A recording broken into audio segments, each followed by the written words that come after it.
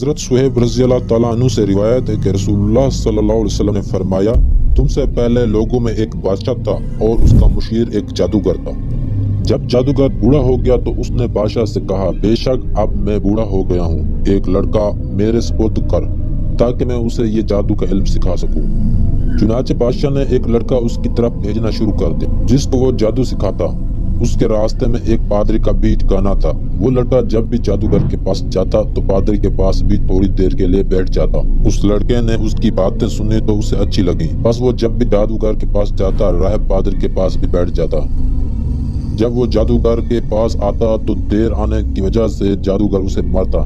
اس نے راہب کو بتلایا۔ راہب نے اس سے کہا، جب تمہیں جادوگر سے مار کا ڈر ہو تو یہ کہہ دیا کرو کہ مجھے گھر والوں نے روک لیا تھا، اور جب گھر والوں سے ڈر ہو تو کہہ دیا کرو کہ جادوگر نے مجھے روک لیا تھا۔ چنانچہ اسی طرح دن گزرتے رہے۔ ایک دن لڑکے نے اپنے راستے میں ایک بہت بڑا جانور دیکھا جس نے لوگوں کا راستہ روک رکھا تھا۔ لڑکے نے دل میں کہا، آج پتہ چل جائے گا کہ جادوگر افضل ہے یا راہب۔ اس نے ایک پتھر پکڑ کر کہا، اے اللہ، اگر راہب کا معاملہ تیرے نزدیک جادوگر کے معاملے سے زیادہ پسندیدہ ہے تو اس جانور کو اس پتھر کے ذریعے سے مار دے تاکہ راستہ کھل جائے اور لوگ گزر جائیں۔ بس یہ دعا کر کے پتھر اس جانور کو مارا جس سے وہ ہلاک ہو گیا۔ لوگ گزر گئے۔ وہ لڑکا راہب کے پاس آیا اور اسے یہ واقعہ بتلایا۔ راہب نے اسے کہا، بیٹے، آج تم مجھ سے افضل ہو، تمہارا معاملہ جہاں تک پہنچ گیا ہے میں وہ دیکھ رہا ہوں، ان قریب تم آزمائش میں ڈالے جاؤ گے، بس جب آزمائش کا یہ مرحلہ آئے تو تم میری بابت لوگوں کو مت بتانا۔ یہ لڑکا مادرزاد اندھے اور کوڑی کو اللہ کے حکم سے درست کر دیتا تھا اور دیگر تمام بیماریوں کا علاج کرتا تھا۔ بادشاہ کا ایک درباری ہم نشین اندھا ہو گیا۔ اس نے جب سنا تو وہ بہت سے ہدیے لے کر اس لڑکے کے پاس آیا اور اس سے کہا، اگر تم مجھے ٹھیک کر دو تو یہ سارے ہدیے جو میں یہاں اپنے پاس لایا ہوں تمہارے ہیں۔ لڑکے نے کہا، میں کسی کو شفا نہیں دیتا، شفا صرف اللہ دیتا ہے۔ اگر تم اللہ پر ایمان لے آؤ تو میں اللہ سے دعا کروں گا، بس وہ تمہیں شفا عطا فرما دے گا۔ چنانچہ وہ اللہ پر ایمان لے آیا اور اللہ نے اسے شفا عطا فرما دی۔ وہ ٹھیک ہونے کے بعد بادشاہ کے پاس آیا اور اس کے پاس اسی طرح بیٹھ گیا جیسے وہ بیٹھا کرتا۔ بادشاہ نے پوچھا، تیری بینائی کس نے بحال کر دی؟ اس نے کہا، میرے رب نے۔ بادشاہ نے کہا، کیا میرے علاوہ تیرا کوئی رب ہے؟ اس نے کہا، میرا اور تیرا رب صرف ایک اللہ ہی ہے۔ بادشاہ نے اسے گرفتار کرا لیا اور اس کو سزا دیتا رہا حتیٰ کہ اس نے لڑکے کا پتہ بتا دیا۔ چنانچہ لڑکے کو بادشاہ کی خدمت میں لایا گیا۔ بادشاہ نے اسے کہا، بیٹا، تیرے جادو کا کمال اس حد تک پہنچ گیا ہے کہ تو مادرزاد اندھے اور کوڑی کو درست کر دیتا ہے اور بھی فلاں فلاں کام کر لیتا ہے۔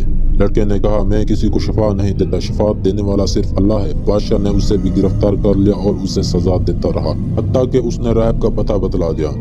بس راہب کو پیش کیا گیا۔ راہب سے کہا گیا کہ تم اپنے دین سے پھر جاؤ۔ اس نے انکار کر دیا۔ بادشاہ نے آرا منگوایا اور اس آرے کو اس کے سر کے عین اوپر رکھ دیا اور اس کے چہرے کو چیر دیا یہاں تک کہ اس کے سر کے 2 حصے ہو گئے۔ پھر بادشاہ کے ہم نشین درباری کو لایا گیا۔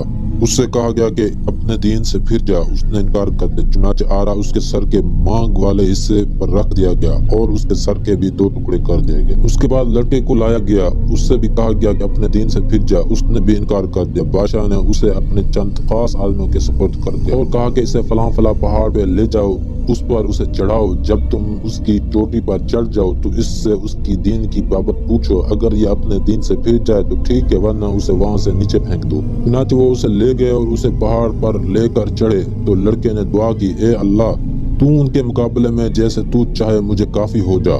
چنانچہ پہاڑ لرزا جس سے سب نیچے گر گئے۔ لڑکا بادشاہ کے پاس آ گیا۔ بادشاہ نے اس سے پوچھا، تیرے ساتھیوں نے کیا کیا؟ یعنی کیا انہوں نے پہاڑ کی چوٹی سے تجھے نہیں گرایا؟ لڑکے نے کہا، ان کے مقابلے میں میرا اللہ تعالیٰ کافی تھا۔ بادشاہ نے اسے پھر اپنے چند خاص آدمیوں کے سپرد کر دیا اور ان سے کہا، اسے لے جاؤ اور کشتی میں سوار کرو اور سمندر کے درمیان میں جا کر اسے چھوڑ دو۔ اگر یہ اپنے دین سے پھر جائے تو ٹھیک ہے، ورنہ اسے سمندر میں پھینک دو۔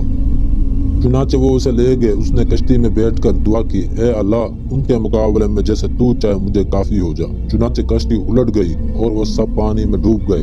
یہ لڑکا پھر بادشاہ کے پاس آ گیا۔ بادشاہ نے اس سے پوچھا، تیرے ساتھیوں نے کیا کیا؟ یعنی انہوں نے تجھے سمندر میں نہیں پھینکا؟ لڑکے نے کہا، اللہ تعالیٰ ان کے مقابلے میں کافی تھا۔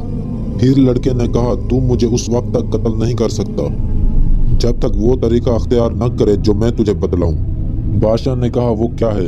اس نے کہا، تو ایک کھلے میدان میں لوگوں کو جمع کر مجھے سولی دینے کے لیے ایک تختے پر چڑھا، پھر میرے ترکش سے ایک تیر لے کر اس سے کمان کے چیلے پر رکھ، پھر یہ الفاظ پڑھ، اللہ کے نام سے جو اس لڑکے کا رب ہے، مجھے تیر مار، بس جب تو ایسا کرے گا تو مجھے قتل کرنے میں کامیاب ہو جائے گا۔ چنانچہ بادشاہ نے لوگوں کو ایک میدان میں جمع کیا، اسے سولی دینے کے لیے لکڑی کے ایک تختے پر چڑھا دیا، پھر اس کے ترکش سے ایک تیر لے کر اسے کمان کے چیلے پر رکھا اور کہا، بسم اللہ رب العالمین، اللہ کے نام سے جو اس لڑکے کا رب ہے، اور تیر پھینکا۔ تیر اس کی کان پٹی پر لگا، لڑکے نے اپنا ہاتھ اپنی کان پٹی پر رکھا اور مر گیا۔ یہ ماجرا دیکھ کر لوگ رب کائنات کی حقیقت اور الہ واحد کی توحید سمجھ گئے اور بے اختیار پکار اٹھے، ہم اس لڑکے کے رب پر ایمان لائیں۔ لوگوں نے بادشاہ سے کہا، جس چیز سے ڈرتے تھے اللہ کی قسم وہی ہوا اور آپ کا خطرہ سامنے آ گیا۔ سب لوگ اللہ پر ایمان لے آئے۔